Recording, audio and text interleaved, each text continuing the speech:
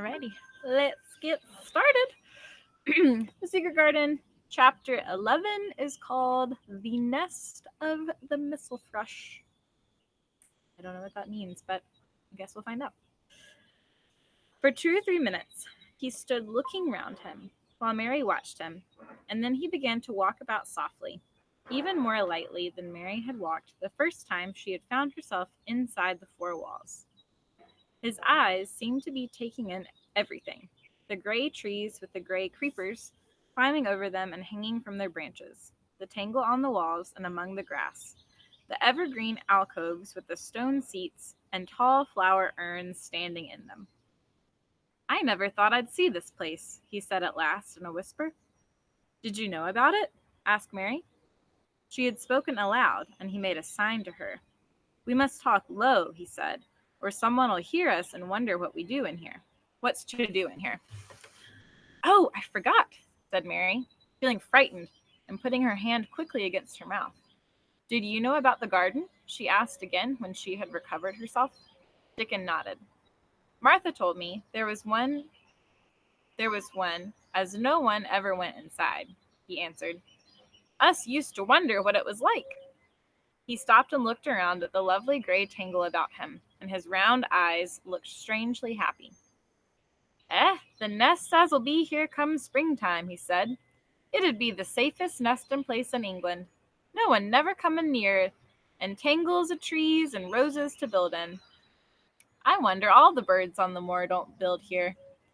Mistress Mary put her hand on his arm again without knowing it. "Will there be roses?" she whispered. "Can you tell? I thought perhaps they were all dead." "Ah, no, not them, not all of them," he answered. "Look here."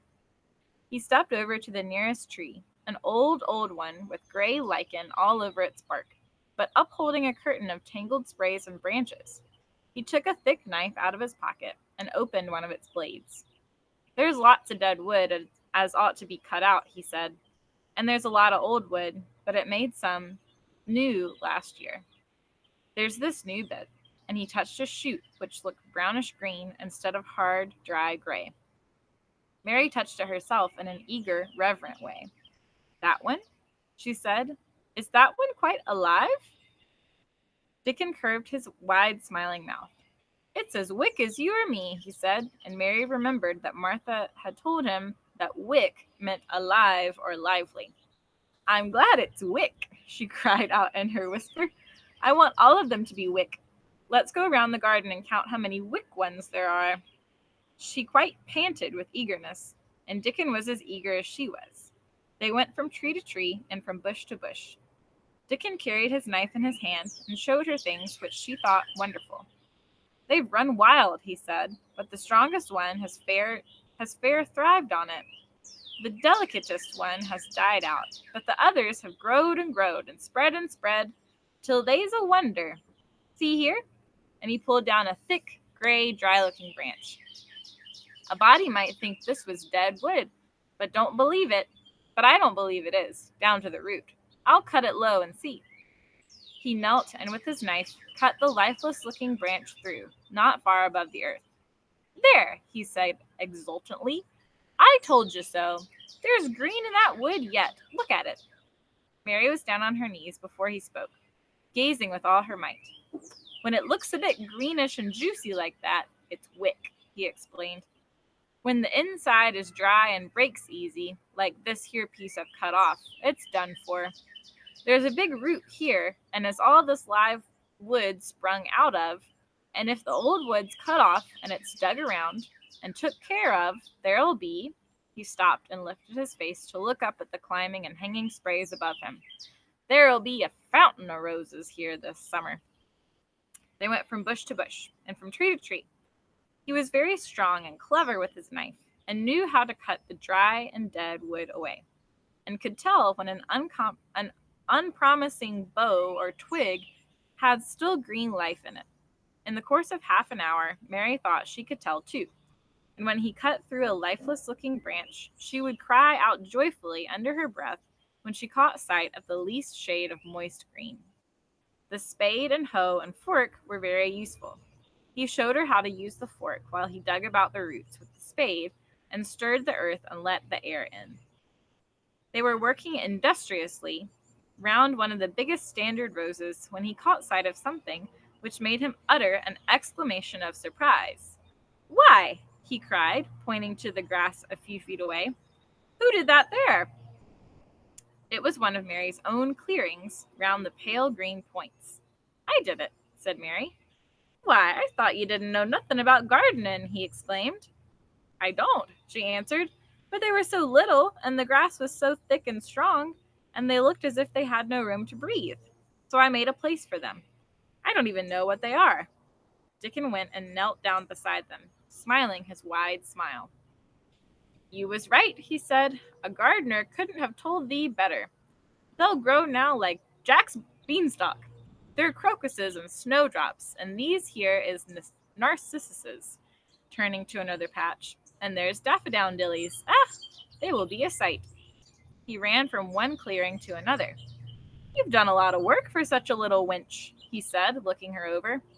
"I'm growing fatter," said Mary, "and I'm growing stronger. I used to always be tired. When I dig, I'm not tired at all. I like to smell the earth when it's turned up." "It's rare good for thee," he said, nodding his head wisely. "There's not as nice a smell of good clean earth, except the smell of fresh things growing when the rain falls on 'em. I get out on the moor many a day when it's rainin', and I lie under a bush and listen to the soft swish o' drops on the heather, and I just sniff and sniff. My nose in fair quivers like a rabbit's, mother says." "Do you ever catch a cold?" inquired Mary, gazing at him wonderingly. She had never seen such a funny boy, or such a nice one. "Not me," he said, grinning. "I never ketched cold since I was born. I wasn't brought up nesh enough. I've chased about the moor in all weathers, same as the rabbits does. Mother says I've sniffed up too much fresh air for a 12-year-old to ever get to sniffin' with a cold. I'm as tough as a white thorn knobstick." He was working all the time. He was talking, and Mary was following him and helping him with her fork or her trowel. "There's a lot of work to do here," he said once, looking about quite exultantly. "Will you come again and help me do it?" Mary begged. "I'm sure I can help, too. I can dig and pull up weeds. I'll do whatever you tell me." "Oh, do come, Dickon." "I'll come every day if you want me, rain or shine," he answered stoutly. "It's the best fun I had in all my life, shut in here and wakening up the garden." "If you will come," said Mary, "if you will help me to make it alive, I don't know what I'll do," she ended helplessly. "What could you do for a boy like that?" "I'll tell thee what thou'll do," said Dickon with his happy grin. "Thou'll get fat, and thou'll get hungry as a young fox, and thou'll learn how to talk to the robin, same as I do. We'll have a lot of fun." He began to walk about, looking up in the trees and at the walls and bushes with a thoughtful expression. "I wouldn't want to make it look like a gardener's garden, all clipped and spick and span, would you?" he said. "It's nicer like this, with things running wild, and swinging and catching hold of each other." "Don't let us make it tidy," said Mary anxiously. "It wouldn't seem like a secret garden if it was tidy." Dickon stood rubbing his rusty red head with a rather puzzled look. "It's a secret garden, sure enough," he said. "But it seems like someone besides the robin must have been in it since it was shut up 10 years ago." "But the door was locked and the key was buried," said Mary. "No one could get in." "That's true," he answered. "It's a strange place. Seems to me as if there'd been a bit of pruning done here and there later than 10 years ago." "But how could it have been done?" said Mary. He was examining a branch of a standard rose when he shook his head. "Aye, how could it?" he murmured. "With the door locked and the key buried." Mistress Mary always felt that however many years she lived, she should never forget that first morning when her garden began to grow. Of course, it did seem to begin to grow for her that morning. When Dickon began to clear places and plant seeds, she remembered what Basil had sung at her when he wanted to tease her. "Are there any flowers that look like bells?" she inquired. "Lilies of the valley does," he answered, digging away with the trowel. "And there's Canterbury bells and campanulas." "Let's plant some," said Mary. "There's lilies of the valley over here already. I saw 'em." They'll have growed too close and we'll have to separate them, but there's plenty. The other ones take 2 years to bloom from seeds, but I can bring you some bits of plants from our cottage garden. Why does thou want them?" Then Mary told him about Basil and his brothers and sisters in India, and how she had hated them, and of their calling her Mistress Mary quite contrary. "They used to sing around and dance at me. They sang, 'Mistress Mary, quite contrary, how does your garden grow? With silver bells and cockle shells and marigolds all in a row.' I just remembered it, and it made me wonder if there were really flowers like silver bells." She frowned a little and gave her trowel a rather spiteful dig into the earth. "I wasn't as contrary as they were." But Dickon laughed.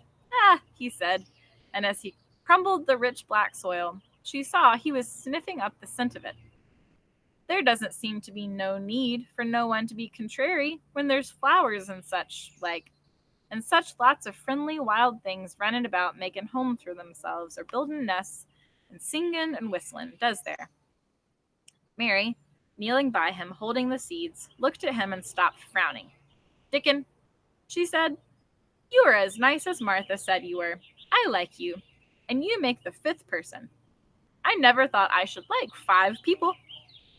Dickon sat up on his heels, as Martha did when she was polishing the grate. He did look funny and delightful, Mary thought, with his round blue eyes and red cheeks and happy-looking turned-up nose. "Only 5 folks that you like?" he said. "Who is the other 4?" "Your mother and Martha." Mary checked them off on her fingers, "and the robin and Ben Weatherstaff." Dickon laughed so that he was obliged to stifle the sound by putting his arm over his mouth. "I know you think I'm a strange lad," he said, "but I think thou art the queerest little lass I ever saw." Then Mary did a strange thing. She leaned forward and asked him a question she had never dreamed of asking anyone before. As she tried to ask it in Yorkshire because that was his language, and in India a native was always pleased if you knew his speech. "Do you like me?" she said. He answered heartily, "that I do. I like thee wonderful, and so does the robin, I do believe." "That's 2 then," said Mary. "That's 2 for me." And then they began to work harder than ever and more joyfully. Mary was startled and sorry when she heard the big clock in the courtyard strike the hour of her midday dinner. "I shall have to go," she said mournfully. "And you will have to go too, won't you?" Dickon grinned. "My dinner's easy to carry about with me," he said. "Mother always lets me put a bit of something in my pocket." He picked up his coat from the grass and brought out of a pocket a lumpy little bundle tied up in a quite clean, coarse, blue and white handkerchief. It held 2 thick pieces of bread with a slice of something laid between them. "It's oftenest not but bread," he said, "but I've got a fine slice of fat bacon with it today."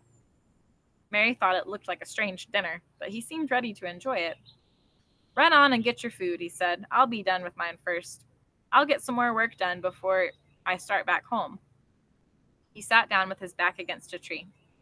"I'll call the robin up," he said, "and give him the rind of the bacon to peck at. They likes a bit of fat. Wonderful." Mary could scarcely bear to leave him.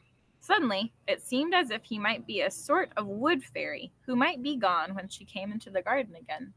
He seemed too good to be true. She went slowly halfway to the door in the wall, and then she stopped and went back. "Whatever happens, you would never tell?" she asked. His poppy-colored cheeks were distended with his first big bite of bread and bacon, but he managed to smile encouragingly. "If you were a misselthrush and showed me where your nest was, do you think I'd tell anyone?" "Not me," he said. "You're as safe as a misselthrush." And she was quite sure she was. And that is the end of chapter 11. Chapter 12 tomorrow.